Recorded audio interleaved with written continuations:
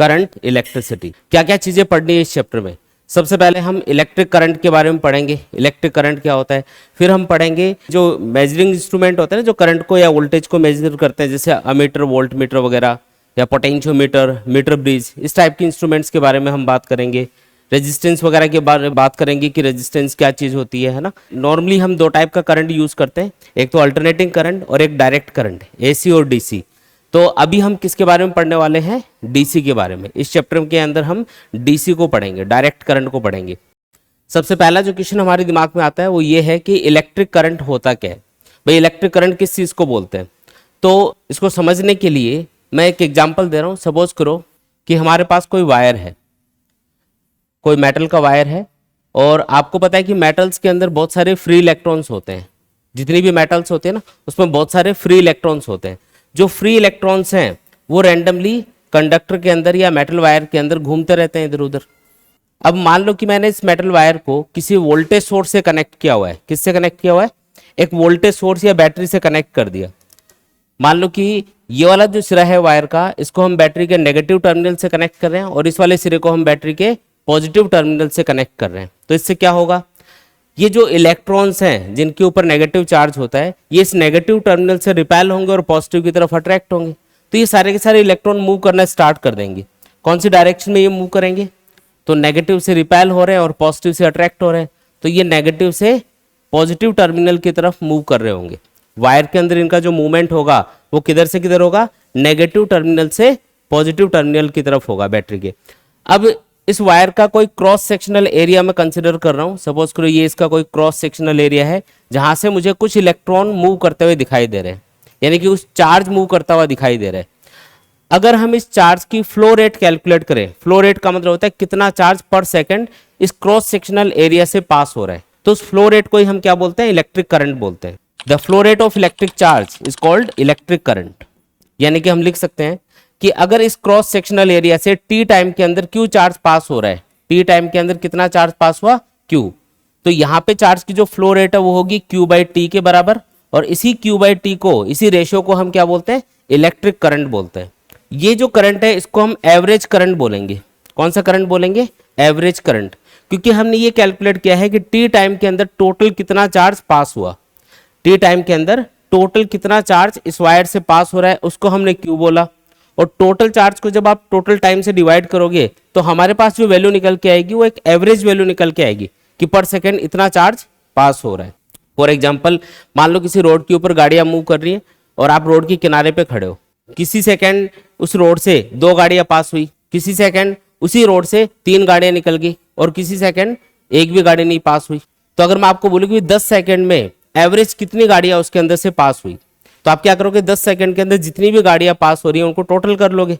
मान लो 50 गाड़ियां निकली सपोज करो, तो गाड़ियों की जो फ्लो रेट है वो क्या हो गई? 50/10, यानी कि 5 गाड़ियां पर सेकंड पास होंगी। लेकिन क्या हर सेकंड 5 गाड़ियां गुजर रही थी क्या? नहीं, कभी कम कभी ज्यादा। तो एक एवरेज वैल्यू आपके पास निकल के आई। तो उसी तरीके से यहाँ पे भी क्या होगा? जब आप ये फॉर्मूला यूज करोगे जिसमें हम टोटल चार्ज को जो टी टाइम के अंदर पास हो रहा है उसको टोटल टाइम टी से डिवाइड करेंगे, तो हमारे पास कौन सी वैल्यू निकल के आएगी? हमेशा एवरेज वैल्यू निकल के आएगी। तो इसको हम बोलेंगे एवरेज करंट। लेकिन अगर एक पर्टिकुलर इंस्टेंट पे आपको पूछा जाए कि वायर में कितना करंट पास हुआ, इंस्टेंट मतलब वेरी स्मॉल टाइम इंटरवल, और वेरी स्मॉल टाइम इंटरवल को हम dt से रिप्रेजेंट करते हैं। किससे रिप्रेजेंट करेंगे बोलो? dt का सिंबल उसके लिए यूज किया जाता है। तो मान लेते हैं कि इस वायर के अंदर इसी क्रॉस सेक्शनल एरिया से dt टाइम के अंदर dq चार्ज पास हुआ। dq एक स्मॉल चार्ज है जो dt टाइम के अंदर पास होगा। तो इस क्रॉस सेक्शनल एरिया पे या इस पॉइंट के ऊपर जहां पे ये क्रॉस सेक्शनल एरिया हमने कंसिडर किया है, यहां पे इलेक्ट्रिक करंट कितना होगा इस इंस्टेंट पे? dt यहाँ पे बहुत छोटा टाइम है तो फॉर्मूला तो वही रहेगा, चार्ज अपॉन टाइम।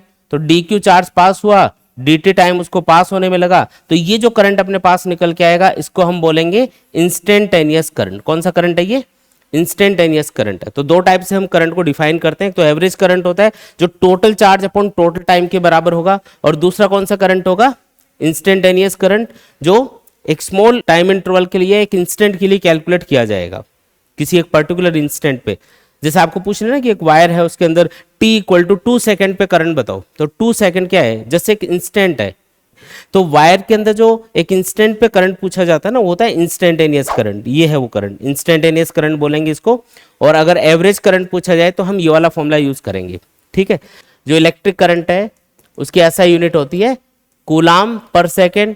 विचार्ज की जो यूनिट है, ऐसा यूनिट, वो क्या होती है कूलाम, टाइम की सेकंड। तो कूलाम पर सेकंड लिख सकते हो, या फिर इसको एम्पियर में भी आप मेजर कर सकते हो। दो यूनिट हम इसके लिए यूज करेंगे इलेक्ट्रिक करंट को मेजर करने के लिए। कौन कौन सी दो यूनिट है? एक तो कूलाम पर सेकंड और दूसरी यूनिट क्या है? एम्पियर। दो तरीके से मेजर कर सकते हैं। अच्छा, जो इलेक्ट्रिक करंट है वो वेक्टर क्वांटिटी है या स्केलर क्वांटिटी है? समझते हैं इसको। देखो, मान लो कि ये कोई वायर्स हैं जो आपस में कनेक्टेड हैं। इस वायर में इधर से I1 करंट आ रहा है, इधर से I2 करंट आ रहा है, और इधर से I3 करंट बाहर जा रहा है।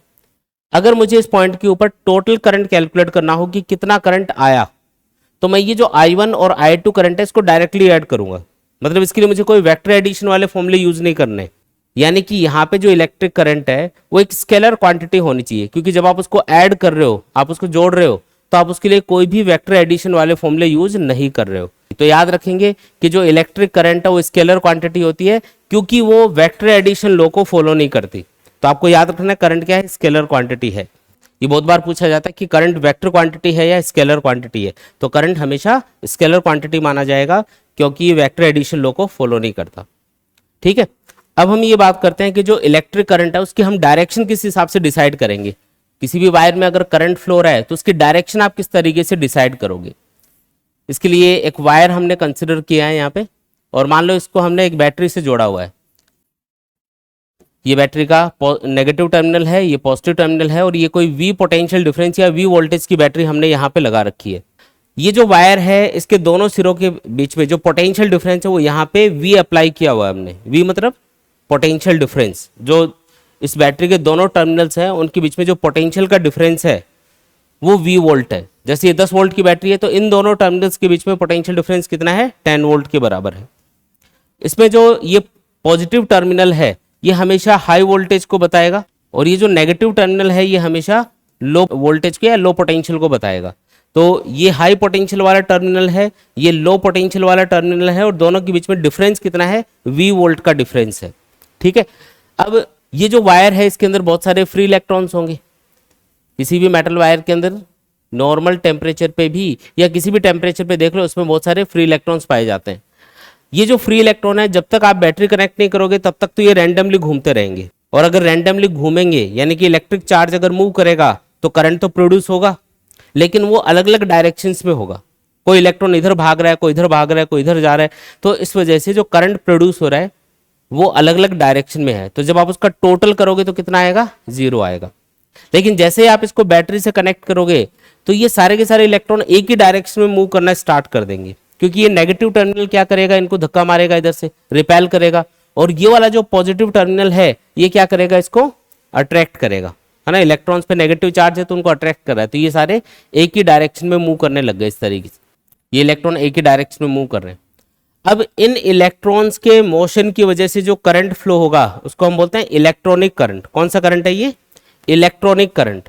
और इलेक्ट्रॉनिक करंट की जो डायरेक्शन होती है वो हमेशा लो पोटेंशियल से हाई पोटेंशियल की तरफ होती है। आप देख रहे हो इलेक्ट्रॉन किधर से किधर जाएंगे? नेगेटिव से रिपेल होंगे, पॉजिटिव से अट्रैक्ट होंगे, तो इनका जो मूवमेंट है वो लो पोटेंशियल से हाई पोटेंशियल की तरफ होगा। तो ये कौन सा करंट है जो ये इलेक्ट्रॉन प्रोड्यूस कर रहे हैं? इसको हम बोलते हैं इलेक्ट्रॉनिक करंट। कौन सा करंट है बोलो?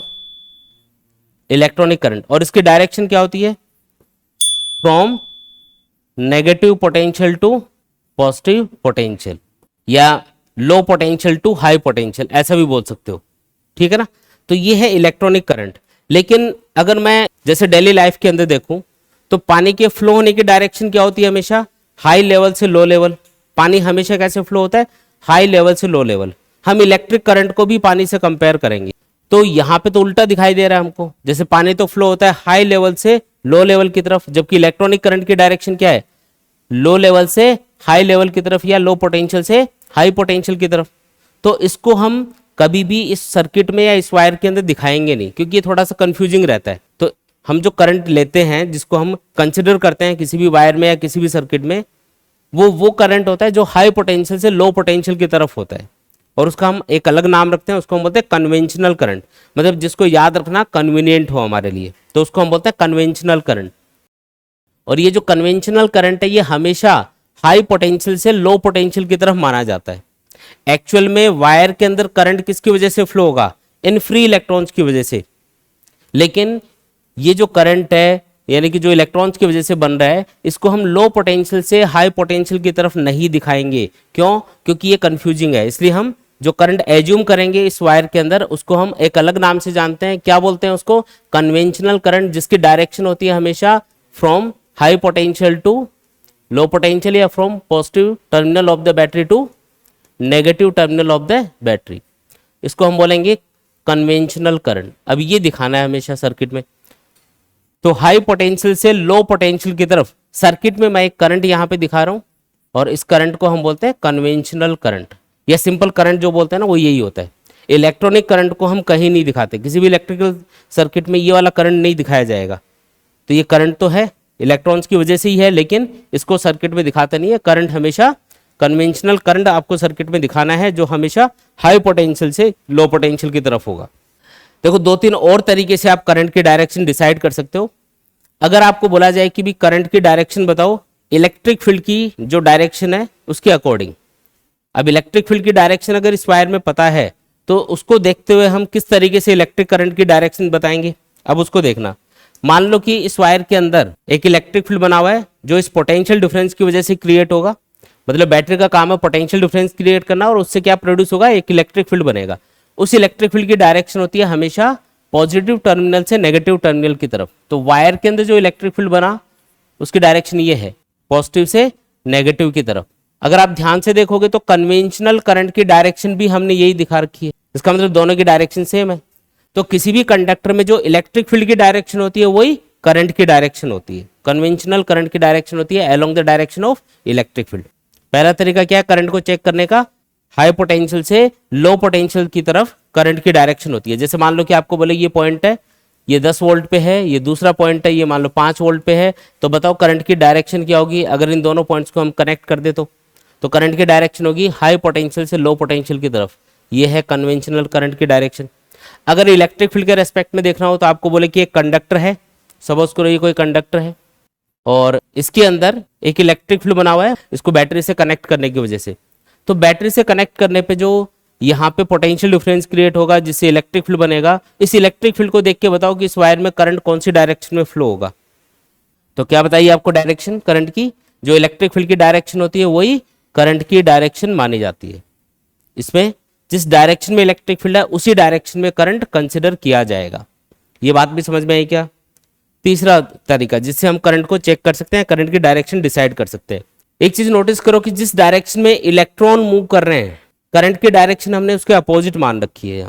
तो करंट की डायरेक्शन आप ऐसे भी बता सकते हो कि जिस डायरेक्शन में नेगेटिव चार्ज मूव करेगा, जिस डायरेक्शन में नेगेटिव चार्ज मूव कर रहा होगा, करंट हमेशा उसके अपोजिट डायरेक्शन में कंसिडर किया जाएगा। जिस डायरेक्शन में नेगेटिवली चार्ज पार्टिकल मूव करेगा, चाहे वो इलेक्ट्रॉन हो या कोई आयन हो, जिस डायरेक्शन में नेगेटिवली चार्ज पार्टिकल मूव करता है करंट हमेशा उसके अपोजिट डायरेक्शन में होता है।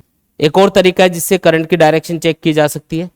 मान लो इस वायर के अंदर कुछ पॉजिटिव चार्ज है और वो मूव कर सकता है, ऐसा प्रैक्टिकली तो नहीं होता, लेकिन मान लो कि अगर इसके अंदर पॉजिटिव चार्ज होता तो उसके मूवमेंट की डायरेक्शन क्या होती इसके अंदर। अगर इसके अंदर इलेक्ट्रॉन्स की जगह पॉजिटिव चार्ज होता तो वो इस पॉजिटिव टर्मिनल से रिपेल होता और नेगेटिव से अट्रैक्ट होता, तो उसकी मूवमेंट की डायरेक्शन ये होती इधर से इधर, पॉजिटिव से रिपेल हो रहा है और नेगेटिव से अट्रैक्ट हो रहा है। तो जो हमने कन्वेंशनल करंट की डायरेक्शन बता रखी है, क्या उसी डायरेक्शन में यहाँ पे पॉजिटिव चार्ज मूव कर रहा है? इस कंडक्टर के अंदर अगर पॉजिटिव चार्ज मूव कर पाता तो कौन सी डायरेक्शन में मूव करता? इधर से पॉजिटिव से रिपेल होता और नेगेटिव से अट्रैक्ट होता, तो इधर से इधर मूव करता। और देखो कन्वेंशनल करंट की डायरेक्शन भी सेम है, इसका मतलब इलेक्ट्रिक करंट की डायरेक्शन उसी डायरेक्शन में होती है जिस डायरेक्शन में पॉजिटिव चार्ज मूव करता है। तो आप इसको ऐसे भी बता सकते हो कि अगर कोई भी पॉजिटिवली चार्ज पार्टिकल है और अगर वो मूव कर रहा है तो वो जो करंट प्रोड्यूस करेगा उसकी डायरेक्शन क्या होगी? जिस डायरेक्शन में वो मूव कर रहा है उसी डायरेक्शन में हम करंट की डायरेक्शन कंसिडर करेंगे। कितने टाइप का करंट हम यूज करते हैं डेली लाइफ के अंदर? तो मेनली दो टाइप का करंट यूज किया जाता है, एक तो होता है एसी और एक क्या होता है डीसी। एसी और एक होता है डीसी। एसी मतलब अल्टरनेटिंग करंट और डीसी मतलब डायरेक्ट करंट। अल्टरनेटिंग करंट वो करंट है जो टाइम के साथ में चेंज होता रहता है, एक फिक्स टाइम के बाद में वो चेंज होता है, डायरेक्शन वाइज भी चेंज होता है और मैग्नीट्यूड वाइज भी चेंज होता है, जिसको हम एक साइन वेव से रिप्रेजेंट करते हैं। इस तरीके से अल्टरनेटिंग करंट को रिप्रेजेंट किया जाता है। और जो डायरेक्ट करंट है वो टाइम के साथ में कांस्टेंट होता है। जो डायरेक्ट करंट है उसकी वैल्यू क्या होती है, टाइम के साथ में कांस्टेंट रहती है, वो चेंज नहीं होता। जैसे सेल या बैटरी से जो करंट प्रोड्यूस होता है या जो सोलर पैनल होते हैं उनसे जो करंट प्रोड्यूस होता है वो होता है डीसी। और जो एसी जनरेटर या डायनेमो है इससे जो करंट प्रोड्यूस होता है वो कौन सा है, वो है एसी या अल्टरनेटिंग करंट।